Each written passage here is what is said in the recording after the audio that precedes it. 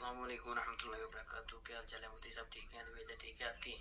जी मुफ्ती साहब, एक सवाल था कि ना ये जो हम अपने जैज़ कैश अकाउंट यूज़ करते हैं तो ये ना जैज़ कैश वालों की तरफ से कॉलें आ रही हैं कि भाई आप ना एक ऑफ़र लगाएं 1600 की। उस ऑफ़र में ये है कि भाई आपको पूरे साल के लिए ना तहफ़्फ़ुज़ फ़राहम करते हैं। इस सूरत में कि अगर कोई आपका एक्सीडेंट हो जाता है, कोई मसला बन जाता है तो आप कंपनी से 10,000 रुपया फ़्री ले सकते हैं। कंपनी आपको फ्री देगी 10,000 रुपया। अगर खुदा ना खास्ता कोई आपकी घर वालों में कोई भी डेथ हो जाती है नेचुरल या हादसाती, तो आप कंपनी से 2 से 6 लाख रुपया ले सकते हैं।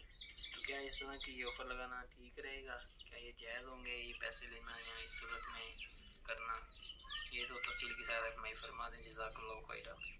जी वालेकुम सलाम रहमतुल्लाहि व बरकातुहू। आपका सवाल है कि मोबाइल कंपनी इंश्योरेंस करती है, अगर कोई आदमी बीमार हो जाए या बंदे की डेथ हो जाए तो उसके ऊपर वो कुछ पैसे देते हैं। क्या ये ऐसा करवाना ये जायज़ है? देखें, ये हराम है, ये एक सूद है, जुआ है। आदमी जो है वो मोबाइल कंपनियों के अलावा भी कुछ अदारे भी ऐसा करते हैं। अगर इस तरह के मामलात करते हैं कि हम आपकी इंश्योरेंस करवा रहे हैं, आप इतने लाख रुपया हमें दें, या जिस तरह आपने जो है वो मोबाइल कंपनी के बारे में कहा कि 1600 रुपया आप जमा करवाएं, तो आप अगर बीमार होते हैं तो वो अपनी तरफ से रकम लगाएंगे।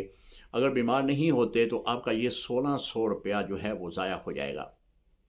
तो लिहाजा इस तरह की कोई भी इंश्योरेंस, ये इस्लाम इसकी इजाज़त नहीं देता, खा वो मोबाइल की हो, मोबाइल कंपनियों की तरफ से हो, या फिर वो किसी अदारे की तरफ से हो। सूद है और सूद इस्लाम में हराम है।